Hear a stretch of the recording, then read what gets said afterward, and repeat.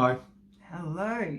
and welcome to our daily reflection, reflecting on the verse of the day from the YouVersion app. And Jenny, today, It's from Isaiah 41 verse 13, which I happen to have underlined in my Bible app.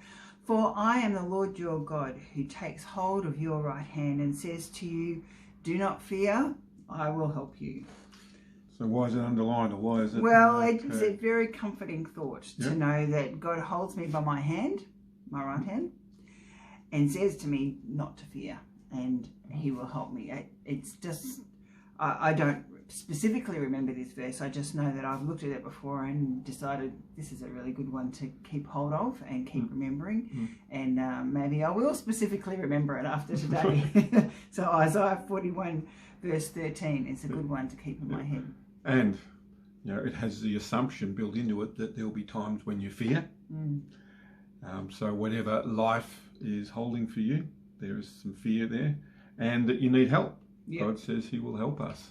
So that's right. And he'll take hold of my hand, which is a comforting thought too, to feel like that there's somebody who can do that. And as well as you. But God's, he's a bit better than you.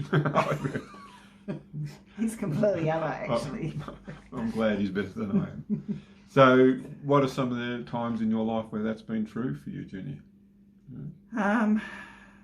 Well, probably the big thing that sort of my life has revolved around is losing my mum when I was 16. And so that means that while I'd only recently taken hold of Jesus as my Lord and Saviour, putting it in that sort of frame, in the preceding months, although I'd grown up in a Christian family, to know that God was with me through that time and that I wasn't alone and that I didn't need to fear was a really comforting thought.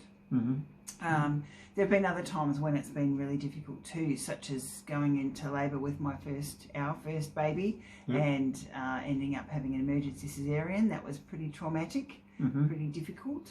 But even today or this week, you're still grieving the death of your mum and things like that, and the effects that it still has. Surface, which have been sitting under the covers for definitely for decades and decades. So there's other levels of grief that I'm consciously letting come to the surface, which I've put a lid on for so long. It can be a fearful. It can be a fearful thing. It is letting it happen, and it's pretty unsettling. So all those things are part of my own personal experience. What about you?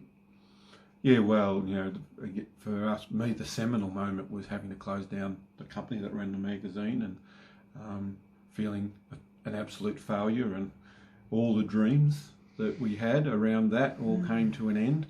And within 12 months of that, we'd moved to Tasmania, and all the things that we were involved with, or I was involved with, both at a state level in Victoria and nationally in Australia, all collapsed. All wound up very quickly. And so that was a time of exactly that, crying out to God for help and trusting that there would be a future, that somewhere at the other end I would emerge out of it and God would be there for us.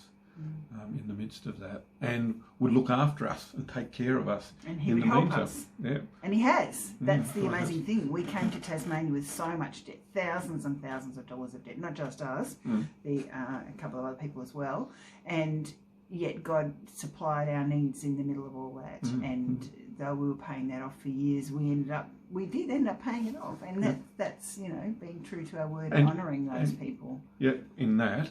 But we can look back and wonder sometimes, how did it actually, how did it all happen, and how did God meet us in that, and how did God keep our family intact through it as well.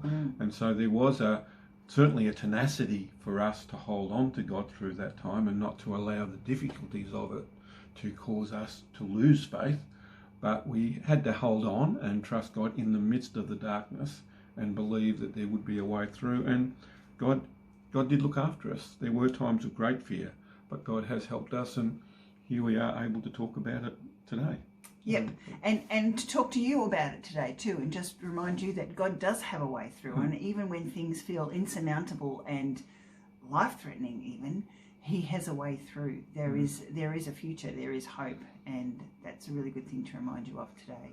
Exactly, and particularly for the world. at this moment, that God is watching over the world and God has got a way ahead. We just need to listen and let him take us by the hand. Yeah, there is a future. Good. Bye. Bye.